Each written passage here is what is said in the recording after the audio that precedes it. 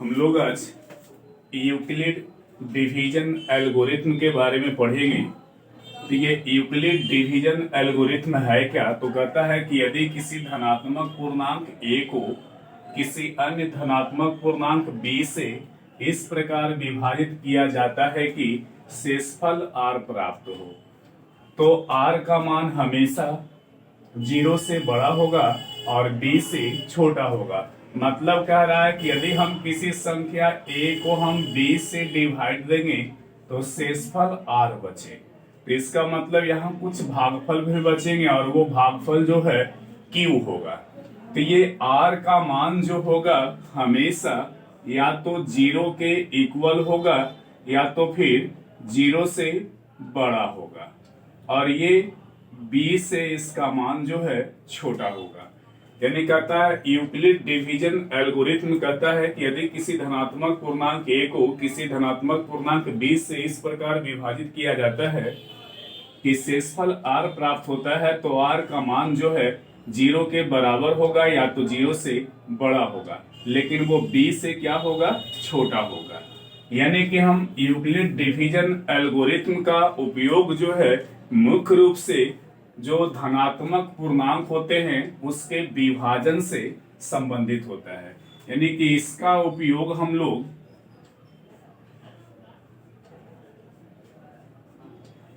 धनात्मक पूर्णांकों की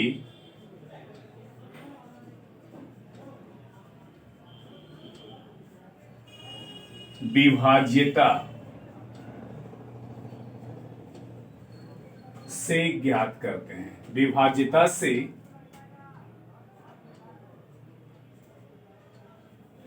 यानी इसका उपयोग धनात्मक पूर्णांकों के विभाज्यता से है। जैसे मान लीजिए कि अगर हम 25 को मान लें कि 25 को हम 8 से विभाज्य करते हैं,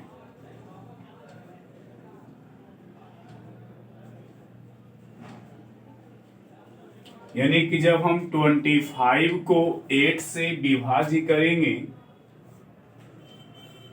तो ये 3 बार में ये 24 नीचे शेषफल 1 बचता है।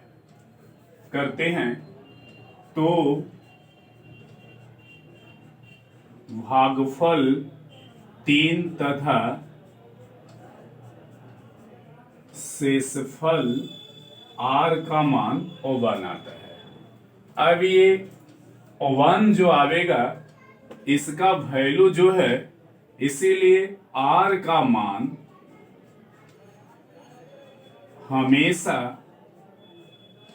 यहां पर, अगर r का मान यहां देखा जाए तो 0 से बड़ा है, 0 के बराबर तो नहीं है लेकिन 0 से बड़ा है, और ये b से, यानी कि हम इसको बोलते थे b, इसको बोलते हैं यहाँ पर ये q है और ये a है और ये r है।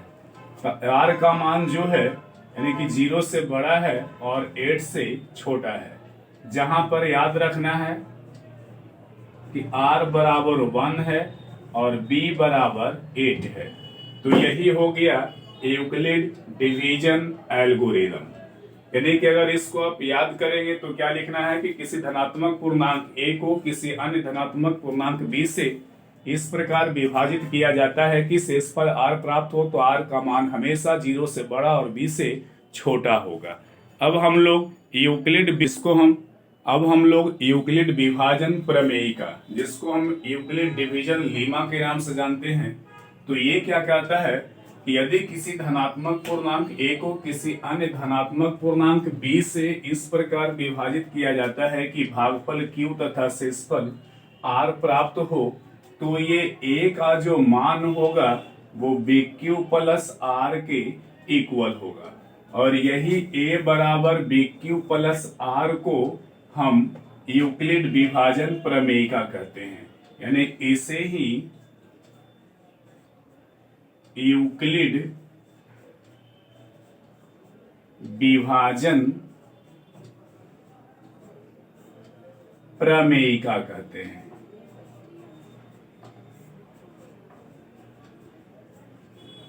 जिसका उपयोग हम लोग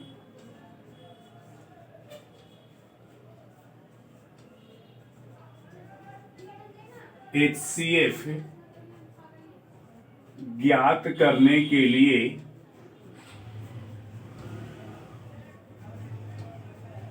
करते हैं। यानी कि यूक्लिड विभाजन प्रमेयिका का उपयोग हम लोग किस काम के लिए करते हैं, तो HCF ज्ञात करने के लिए। जैसे मान लीजिए कि आपके पास दो संख्या है और उसका HCF ज्ञात करना है। जैसे एक एग्जांपल लेते हैं, जैसे क्वेश्चन रहेगा आपका कि HCF ज्ञात करने के लिए, तो वो HCF में वो संख्या, जैसे मान लो कि 867 तथा 867 तथा क्वेश्चन होगा 867 और 255 यानी कि 255 का HCF ज्ञात करें। तो हम HCF ज्ञात करने के लिए, हालांकि HCF ज्ञात करने के लिए हम लोग दो विधि यूज करते हैं। एक करते हैं भाग विधि का उपयोग करते हैं और दूसरा होता है फैक्टर द्वारा। एक होता है भाग ज्ञात करने के लिए जो HCF ज्ञात करते हैं वो एक भागफल द्वारा, भाग विधि द्वारा,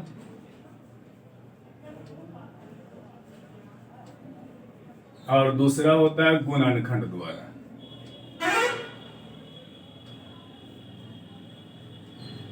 तो भाग विधि से और गुणनखंड विधि से दो प्रकार से हम लोग HCF ज्ञात करते हैं।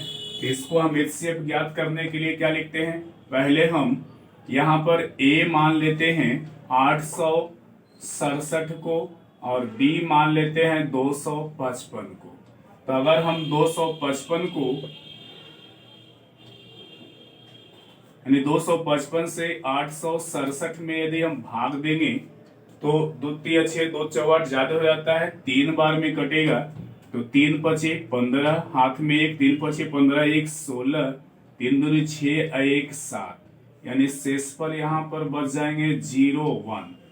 तो हम इसको यहाँ पर फिर से डिवाइड कर सकते हैं, इसको लगले, लेकिन यहाँ पर हम लिख सकते हैं कि 867 इक्वल टू क्या लिखेंगे, तो 3 इंटू 255 प्लस 102। अब 102 से अगेन, अब 102 से फिर से डिवाइड करेंगे 255 में। 102 से फिर से डिवाइड करेंगे किसमें, 255 में। तो ये 2 बार में लगेगा तो आ जाएंगे 204, रिमाइंडर 15 कट जाएंगे। तो हम फिर लिख सकते हैं, इसीलिए 255 इक्वल टू क्या लिखेंगे, तो 2 इंटू 102 प्लस 51। फिर हम 51 से डिवाइड करेंगे, लिखेंगे अगेन। फिर हम 51 से डिवाइड करेंगे किसमें, तो 102 में। तो ये 2 बार में लग जाएगा तो ये कट करके चला आएगा 0, यानी कि शेषफल कुछ नहीं बचेगा। तो हम लिख सकते हैं कि 102 इक्वल टू 2 इंटू 51 प्लस शेषफल यहाँ पर 0 बचा। जब शेषफल 0 बच गया इसका मतलब है, इसीलिए HCF ऑफ किसका किसका, तो 867 एंड 255 तो इसका HCF जो कटने के लिए जो डिजिट बचा था तो वो डिवाइड किए थे कितना से, 51 से। तो इसका HCF कितना चलावेगा, 51 चलावेगा। यानी कि हम इसी यूक्लिड विभाजन प्रमेयिका की सहायता से हम HCF ज्ञात कर सकते हैं। और दूसरा होता है इसी का जो हम लोग पढ़ते हैं सेकंड मेथड में, वो हम लोग पढ़ते हैं सेकंड मेथड में जो कि फैक्टर मेथड होता है। इसमें हम लोग क्या करेंगे,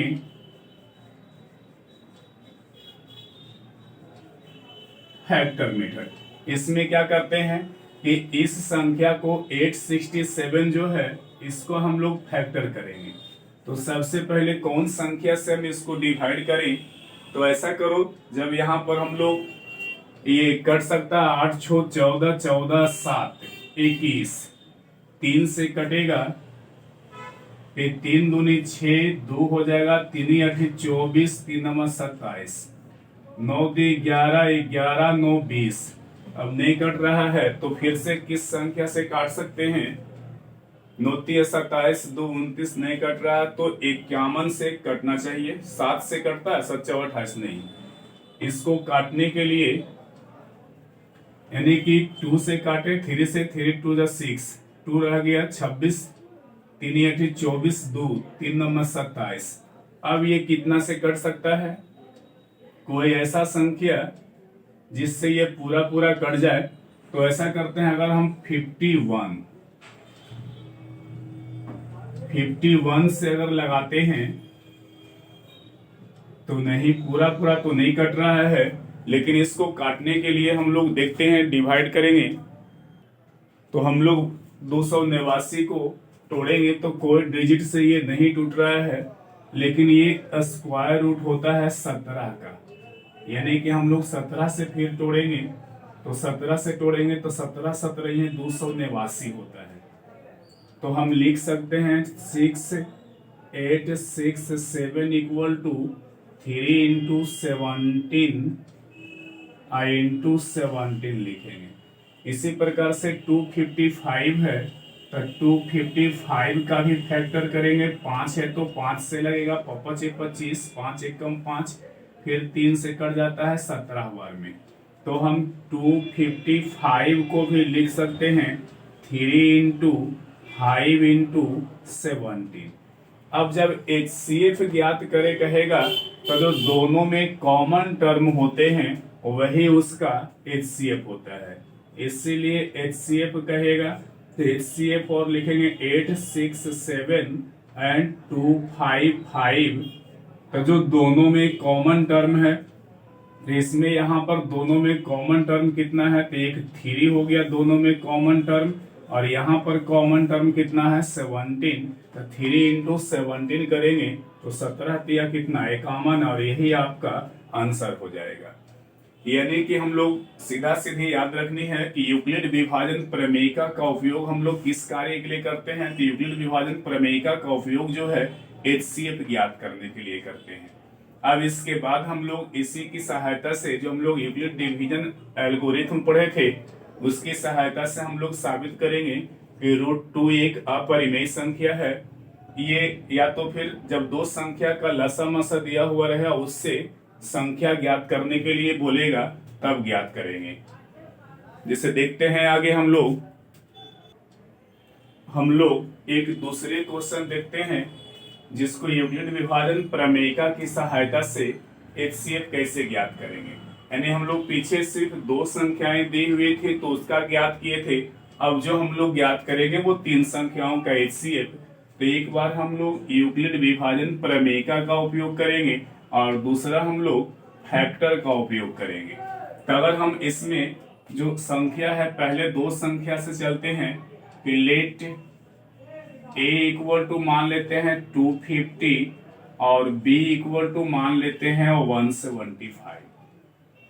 तो हम लोग डिवाइड करेंगे इसमें, तो 175 को अगर हम डिवाइड करते हैं, 175 से डिवाइड करेंगे 250 में तो ये 1 टाइम में ही लगेगा। तो 175 लेस करेंगे 5, ये हो जाएगा 14, 7 बच जाएंगे, ये कट जाएंगे।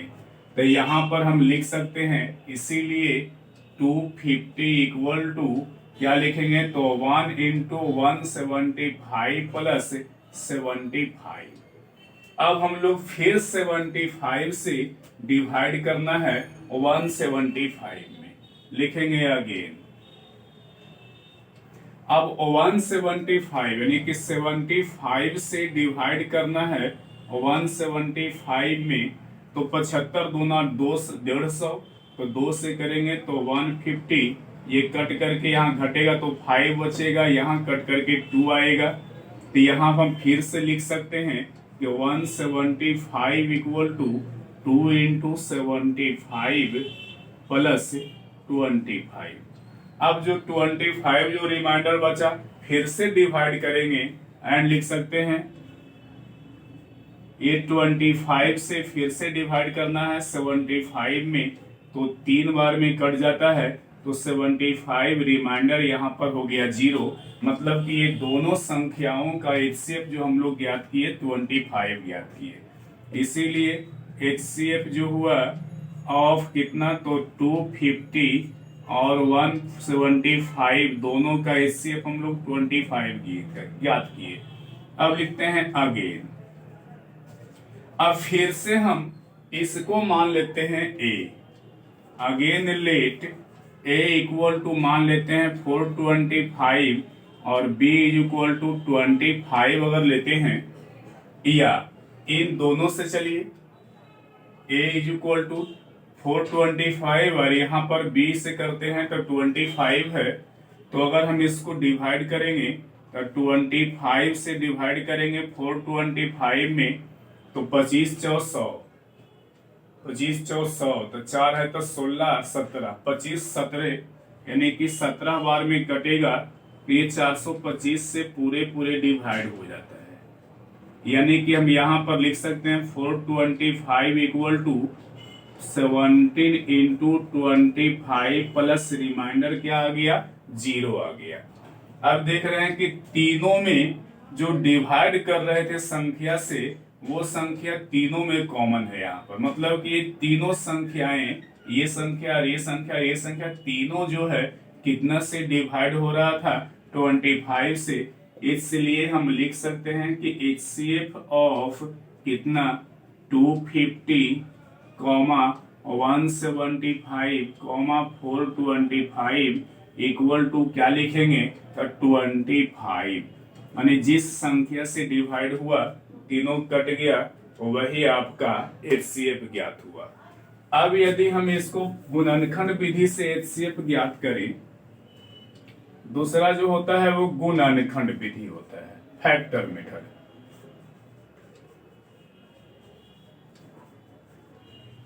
ये फैक्टर मेथड में क्या लिखते हैं, सबसे पहले 250 लिखना है। 250 का हम लोग फैक्टर करेंगे तो 250 को हम लिख सकते हैं 2 से, तो कितना 125, फिर 5 से करेंगे तो 25, फिर 5 से करेंगे तो 5, यानी कि 250 को हम 2 इंटू 5 इंटू 5 इंटू 5 लिख सकते हैं। उसी प्रकार से 175 है तो 175 का फैक्टर करेंगे तो ये कटेगा 5 से 5 दिया 15, 2 17, 5 पचे 25, फिर 5 से कटेगा 7 बार में, तो हम इसको 175 को लिख सकते हैं 5 इंटू 5 इंटू 7, एंड लास्ट है 425। 425 को अगर हम देखें तो 425 का भी फैक्टर करना है, तो हम लोग 5 से ही कर देते हैं। 5 8 40, 5 25, फिर 5 से कटेगा 17 5 85, यानी कि 5 गुने 5 गुने 7 लिखेंगे। तो हम इसके सहायता से हम एचसीएफ और एलसीएम दोनों ज्ञात कर सकते हैं, यानी कि फैक्टर मेथड का उपयोग करके एलसीएम और एचसीएफ हम लोग दोनों ज्ञात कर सकते हैं। इसीलिए लिख सकते हैं कि एचसीएफ ऑफ किसका, तो 250, 175 और 425 कहेगा, तो दोनों में कॉमन टर्म, तो यहाँ पर 5 5 5, एक 5 हो गए, दोनों में फिर दूसरा कॉमन टर्म 5 है तो 5 लिखेंगे, और 5 इंटू 5 करेंगे तो 25 ज्ञात करेंगे। अगर इसका एलसीएम कहता, सपोज मान लीजिए कि एलसीएम कहता ज्ञात करने के लिए, तो एलसीएम में याद रखना है कि जो मिलेगा जो पद उसको भी लिखना है, और जो पद नहीं मिल रहा है उन सबको लिखेंगे। तो एलसीएम जब बोलेगा तो दोनों में कॉमन टर्म था, एक 5 दूसरा 5 था, तीसरा पद इसमें बच गया था, कितना 2 बच गया था, यहाँ पर एक 5 बच गया, और ये दोनों में कॉमन यहाँ पर 17 था, तो एक 7 हो गया और एक 17 हो गया, और इन सभी को हम लोग गुना करेंगे, और गुना करने के बाद जो प्राप्त होगा वो आपका एलसीएम ज्ञात होगा। अब हम लोग इस ज्ञात करेंगे, इसके बाद जो क्वेश्चन देखेंगे कि दो संख्याओं का अगर लसा मसा दिया हुआ है तो इसके लिए एक फॉर्मूला आपको याद रखना है। इसके बाद एक बात और याद रखना है, यदि दो संख्या दिया हुआ रहे, जिससे दो संख्या, एक पहली संख्या दिया हुआ है और एक दूसरी संख्या दिया हुआ है, और ये दोनों संख्याओं का एलसीएम भी दिया हुआ रहे और दोनों संख्याओं का एचसीएफ भी दिया हुआ रहे, तब हमें इसकी सहायता से, जो कि सबसे महत्वपूर्ण है, आपको ये भी याद रखना है कि पहली संख्या गुने दूसरी संख्या, यानी कि इससे रिलेटेड एक प्रश्न आपको एग्जाम में हर हाल में रहता है। तो जब दो संख्याओं का लसा मासा दिया हुआ रहेगा, उसके लिए याद रखना है कि पहली संख्या गुने दूसरी संख्या बराबर होता है एलसीएम इंटू एचसीएफ होता है। जैसे क्वेश्चन हम लोग चलते हैं कि यदि दो संख्याओं का, मान लीजिए कि दो गो आपके पास संख्या है और वो दोनों संख्याएं कौन कौन होंगे, तो मान लीजिए कि आपके पास दो संख्याएं 4 और नहीं, लिखते हैं कि माना कि क्वेश्चन जैसे रहेगा कि दो संख्याओं का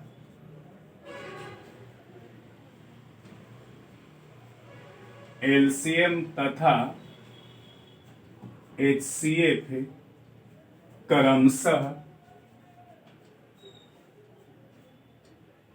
8 तथा, दो संख्या लिए हैं जिसका एलसीएम 8 है, अति एलसीएम तथा एचसीएफ, तो एलसीएम हमेशा बड़ा होता है और एचसीएफ जो है छोटा होता है, तो 48 तथा 8 है। यदि इसमें पहली संख्या या कोई संख्या बोले, पहली बोले दूसरी बोले, पहली संख्या 24 है तो दूसरी संख्या क्या होगा?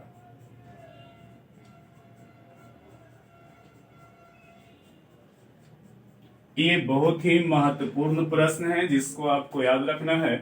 तो इसको बनाने के लिए हम लोग जानते हैं कि पहली संख्या गुने दूसरी संख्या बराबर एलसीएम गुने क्या होता है, एचसीएफ होता है। तो हम इसका सॉल्यूशन के लिए ज्यादा डिटेल्स नहीं चल करके याद रखना है कि पहली संख्या गुने दूसरी संख्या equal to LCM into HCF होता है। अब यहाँ पर पहली संख्या दिया हुआ है कितना, 24 दिया हुआ है। दूसरी संख्या हमें ज्ञात करना है, एलसीएम दिया हुआ है 48, एचसीएफ दिया हुआ है 8। तो हम लोग दूसरी संख्या इक्वल टू लिख सकते हैं कि 48 इंटू 8/24, झट से ही काट दो, 24 से 2 बार में कटेगा तो ये 8 दूनी कितना चलावेगा, 16 चलावेगा। इस प्रकार से हम एलसीएम और एचसीएफ दोनों संख्या, एलसीएम एचसीएफ दिया हुआ है और पहली दूसरी दो संख्याओं में से कोई एक संख्या दिया हुआ रहेगा तो उसका हम एचसीएफ, तो हम उनमें से किसी भी संख्या को ज्ञात कर सकते हैं। ठीक है, इसके बाद हम लोग और आगे अब देखेंगे कि अपरिमेय संख्या किस प्रकार से साबित किया जाता है। जैसे कि √2 है, √3 है, √4 है, तो उसको साबित करने के लिए जानेंगे, जो कि एग्जाम में हर हाल में आपको एक क्वेश्चन जो है 4 नंबर या 3 नंबर में पूछता है। ये भी आपको हमेशा याद रखना कि पहली संख्या गुने दूसरी संख्या बराबर एलसीएम गुने एचसीएफ होता है। और इस प्रकार के प्रश्न आपको एक बार समझ लेनी है कि दो संख्या का एलसीएम एचसीएफ दिया रहे, पहली संख्या या दूसरी संख्या कोई भी दिया हुआ है, तो हम इस फॉर्मूला का उपयोग करके हम उनमें से किसी एक को ज्ञात कर सकते हैं। अब हम लोग एक और क्वेश्चन देखेंगे जो महत्वपूर्ण है और उसको हम लोग पढ़ते हैं फैक्टर ट्री के नाम से। ये फैक्टर ट्री जो कि आपको एग्जाम में 2 मार्क्स में पूछता है। जैसे रहेगा इसमें क्या, तो इसमें जिस प्रकार से हम लोग फैक्टर ज्ञात करते थे उसी प्रकार से हम लोग ज्ञात करते हैं। जैसे एक छोटा सा एग्जाम्पल रहेगा, क्वेश्चन रहेगा, आपको क्वेश्चन क्या रहेगा कि 50, 40 आपको संख्या दिया हुआ है ये 5040 का फैक्टर ट्री बनाएं। तो ये बहुत सिंपल होता है, इसको बनाना करना कुछ नहीं होता है। इसमें जो सबसे बड़े डिजिट है उसको इस प्रकार से डिब्बा में भर देना है और यहाँ लिखते हैं 5040। अब यहाँ से दो को हम लोग लाइन लेंगे, एक लाइन इधर और एक लाइन इधर, दोनों को इस प्रकार से बना लेनी है।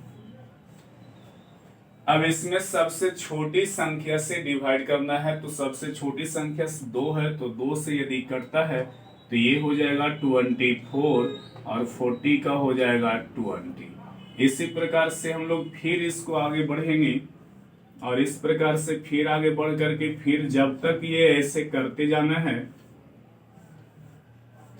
यहाँ फिर 2 से लगेगा तो ये लग जाएंगे कितना बार में 12 दूनी 24 1 25 6 0। इसी प्रकार से फिर आगे बढ़ेंगे, फिर 2 से लगवेंगे तो ये 630 बार में लगेगा, फिर 2 से लगवेंगे,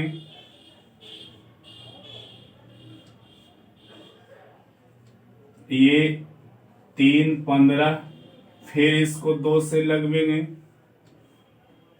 नहीं 2 से नहीं लगेगा, अंतिम में 5 है तो 5 1 6 3 9, इसका मतलब ये 3 से लगेगा। चूंकि अंकों का योग 3 से कट रहा है तो 3 दहे 30 और 3 पचे 15, फिर इसको तोड़ेंगे,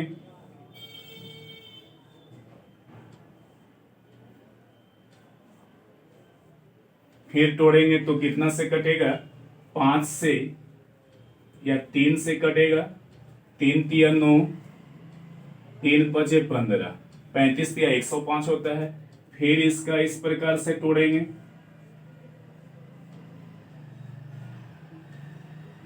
तो ये फिर इसको हम 5 से तोड़ेंगे तो 7 बार में आ गया। यानी कि यही इसका फैक्टर ट्री है जो आपको हर हाल में एग्जाम में 2 नंबर में ये पूछता है। तो इस प्रकार से हम फैक्टर ट्री बना सकते हैं किसी भी डिजिट का, और घर में आप किसी भी नंबर को लीजिए, जैसे मान लेते हैं कि 256 ले लिए और इसका फैक्टर ट्री ज्ञात करना है, तो इस प्रकार से डिब्बा बनाइएगा एक छोटा सा। इसमें जो सबसे छोटी सम संख्या 2 से करना है, 2 से नहीं लगेगा, 3 से करना है, 3 से नहीं लगेगा, 4 से नहीं 5 से करना है, 5 से नहीं कटेगा तो फिर 7 से करेंगे। इस प्रकार से इसको अगर 2 से करेंगे तो 1 5 3 28 दूना 56, फिर इसको 2 से तोड़ेंगे तो हो जाएगा कितना 64 दूनी 128 हो जाएंगे, फिर इसको 2 से तोड़ेंगे तो ये 32 बार में, फिर इसको 2 से तोड़ेंगे तो ये 16 बार में। इस प्रकार से हम लोग तोड़ते जाएंगे, जब तक तोड़ते जाना है जब तक कि वो लास्ट डिजिट किसी और डिजिट से डिवाइड नहीं होता है, तब तक हम लोग इसको इसी प्रकार से तोड़ते जाएंगे 2 से, तो ये 4 यहाँ पर, फिर इसको तोड़ेंगे 2 से 2 बार में, अब ये नहीं टूटेगा। तो इसका मतलब है ये जो हम लोग बनाए वो 256 का फैक्टर ट्री बनाए। इन सभी को आप ध्यान दीजिएगा, परीक्षा में पूछता है ऐसा प्रश्न। फिर हम लोग इसके अगले वीडियो में मिलते हैं, तब तक के लिए धन्यवाद।